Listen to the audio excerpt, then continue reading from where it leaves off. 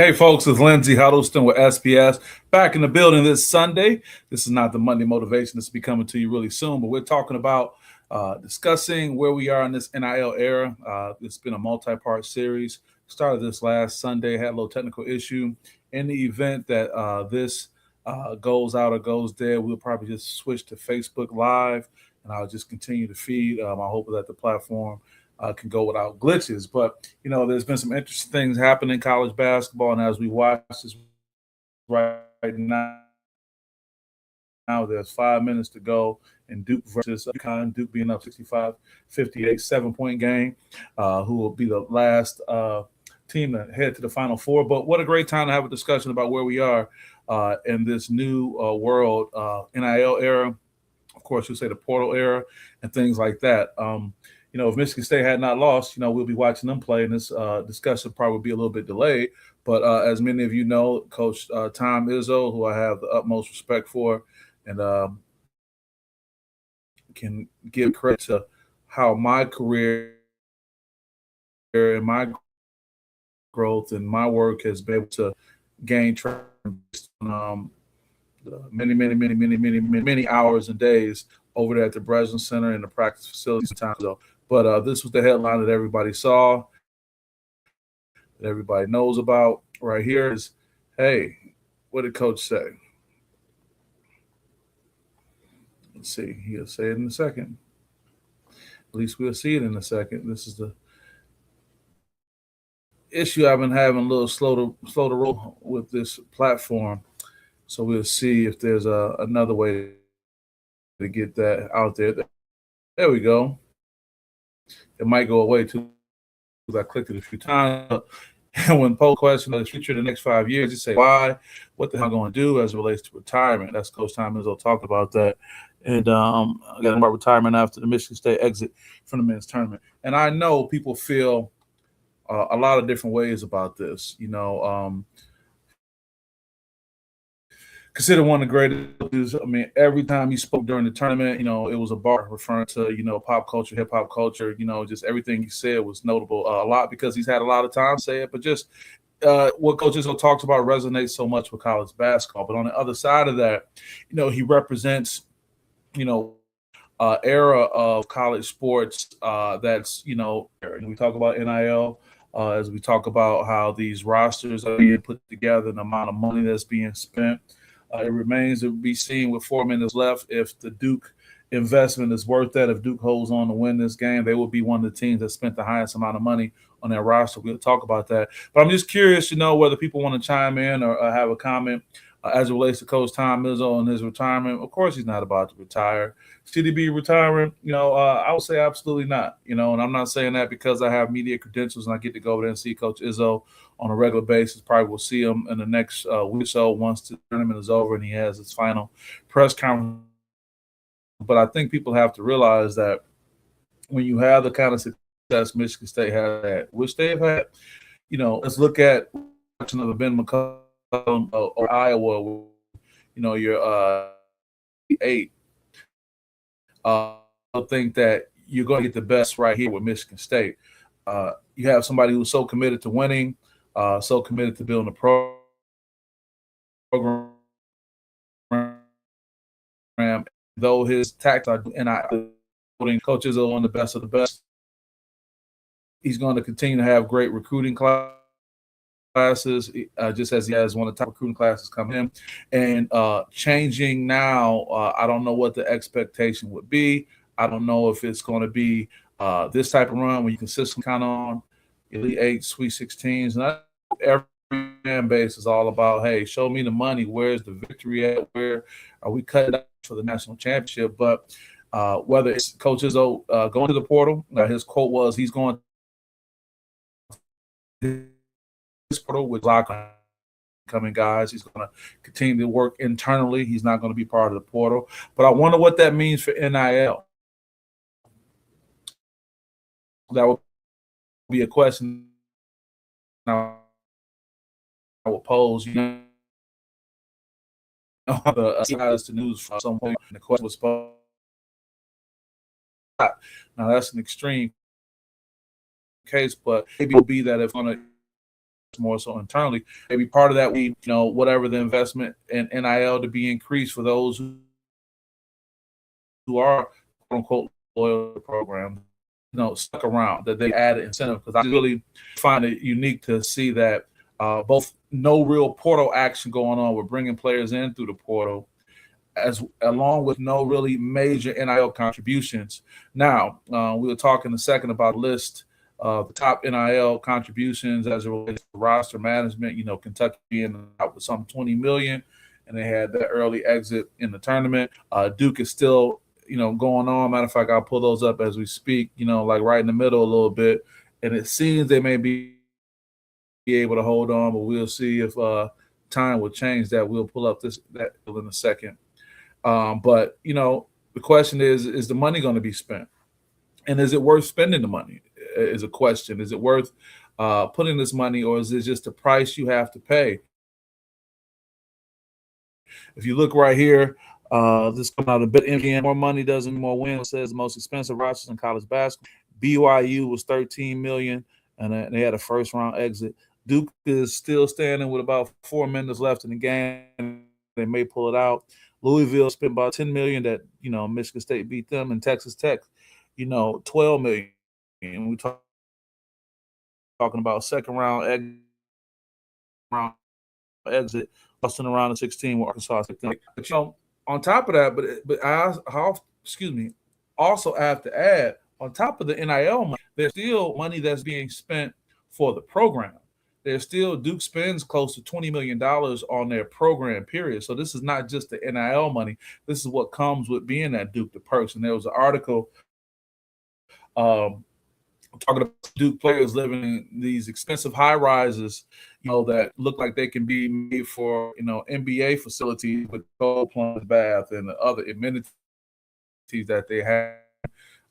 Penthouse in this location, not owned by a player, but it went for like 1.5 million. So there's so many other perks that come along with this. I guess it's to say, it's a 4-point game now with 3 minutes to go. We'll see what happens. This might be a shocker right here, and we'll really dispel the myth that it's not about what you spend, but do you take the chance of not spending?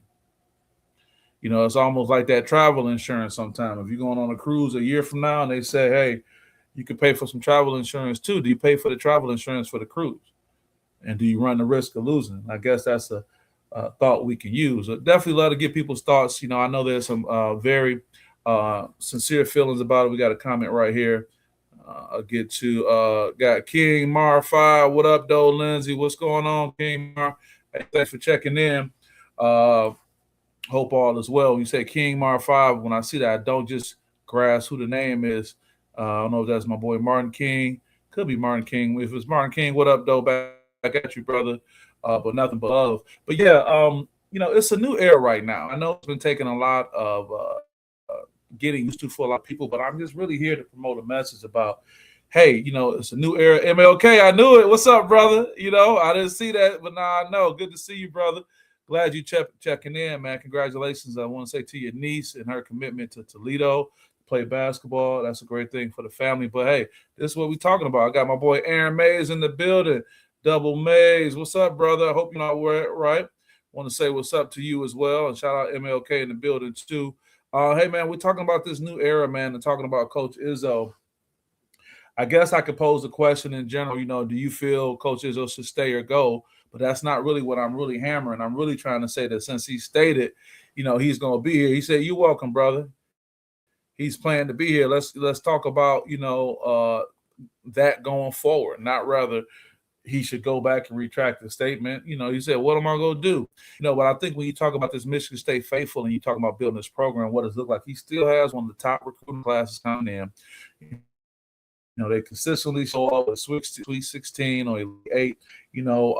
I think it's fair to say that despite Michigan State being an elite program, when you start getting down to these elite programs, give them an advantage going forward. Got Double A Mays. He says NIL. I saw. Hold on, it's coming up. He said NIL is not the problem. It's the way people are manipulating the process. Okay, give me a little feedback. Let's say, who are these people that are manipulating the process? you, brother. Just getting the information from the number one. And hey, man, look, hey, I appreciate being close to the process, brother. No, man, but what I'm saying is, coming to this understanding, I know that a lot of emotions wrapped around that. To Aaron's point, the NIL is the way they're manipulating. Again, my question for clarity is: are you talking about more so the players, the agents, the teams, whatever it may be? We got a minute left. Five. I just think that it's been a big change for so many of us. And I'm just of the mindset that this is where we are. How do we make the best? That's why part of today's conversation, going back a week ago, it was really talking about, how do we use NIL and look at it as a verb and not a noun? And what I mean by that is, how do we teach our young athletes to put yourself in the best position to be able to be NIL eligible, to be able to get a great deal, not just because you're playing ability, but because of how you present, how you brand yourself, how you conduct yourself, and whether you get the NIL deal or not. Those are all qualities and characteristics that will lead to successful outcomes. Even if you don't get the big deal, if you're carrying yourself in a way that you can present, or you're doing the right things that what companies are looking for, you're going to better find some success. It may not be in a big NIL deal. It may be in what you do after that. Also, too, talking about the type of money that's being spent, that's moving around. I showed this level up. We got a group right here. The type of money that's being spent based on your conference and things like that, whether you're a mid-major or something like that.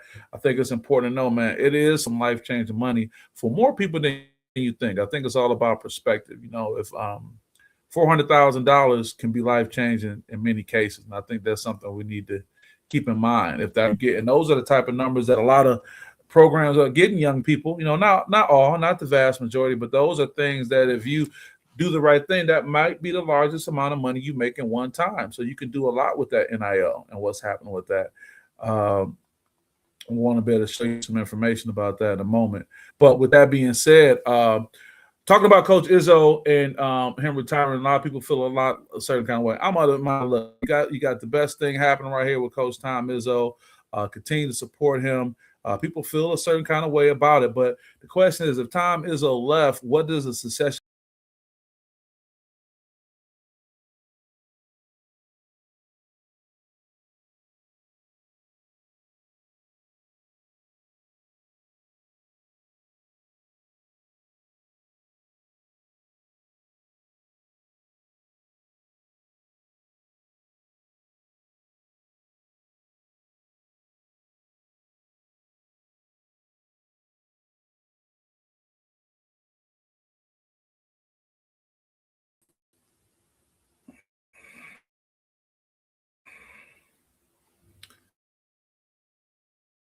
Hey, folks, sorry about that.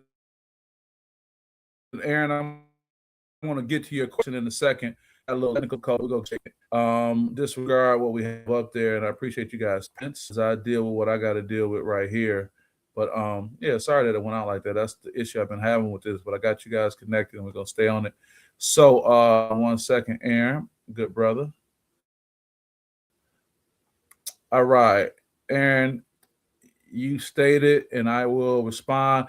Your clarification was, I guess what I'm saying is that there is no loyalty to the university they signed with. It's literally 1 year contract. Absolutely right. But Aaron, my good brother, I will say in the same regard, I don't think there's loyalty the other way either. Coach Will Wade, whether we call him an anomaly or not, but he just left NC State after a year to go back to LSU. What did that do for the kid, when he went into their parents' home and sat in the living room, and say, hey, I want your kid. I want to be with your kid. And this kid makes a commitment to this person. He leaves. So I think we see it both ways. And I've been a strong proponent that we got to talk about it both ways. If, I saw something and whether how true it was, but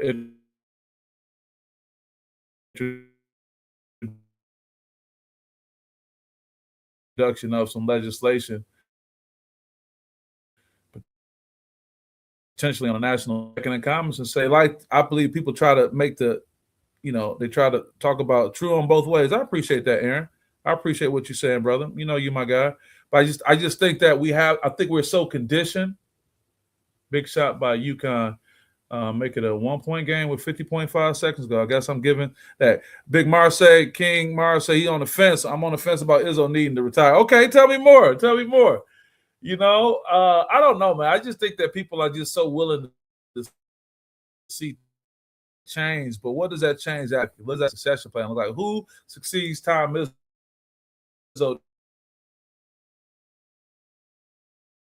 to give the Michigan State the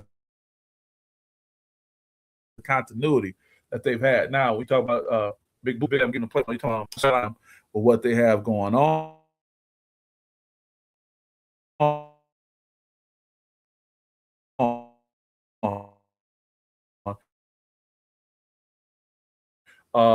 What does that look like? I mean,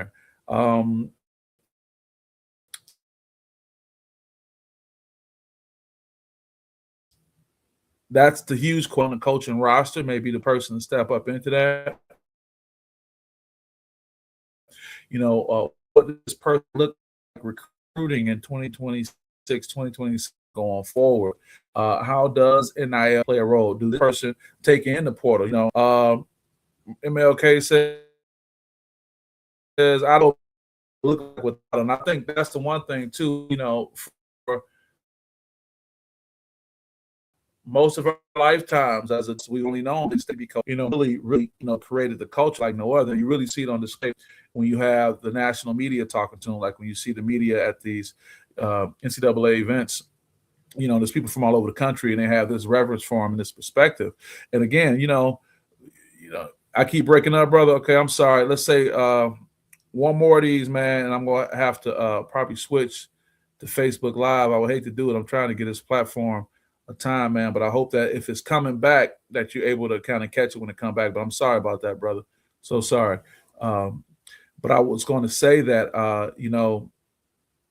the deal is this. A succession plan is a real thing. And if there's no stated succession plan or no coaching waiting right now, and maybe that's something, regardless of how much longer talk about, based on what kind of feedback. If I come back and you guys hear me and it's kind of you still hear my voice, I'll keep going. But I don't know why this is plan look like, even if he's not leaving in the next 2 to 3 years. And then will it be a coaching waiting type situation to help? Because this is going to be one of the biggest transitions in college sports, if not just sports period. We talk about Tom Izzo transition, whenever that may be, however what he may coach, however long he may coach. And does he have an obligation to be able to create a succession plan, or is that just a best type of thing, or what kind of pressure does that put, or to come from an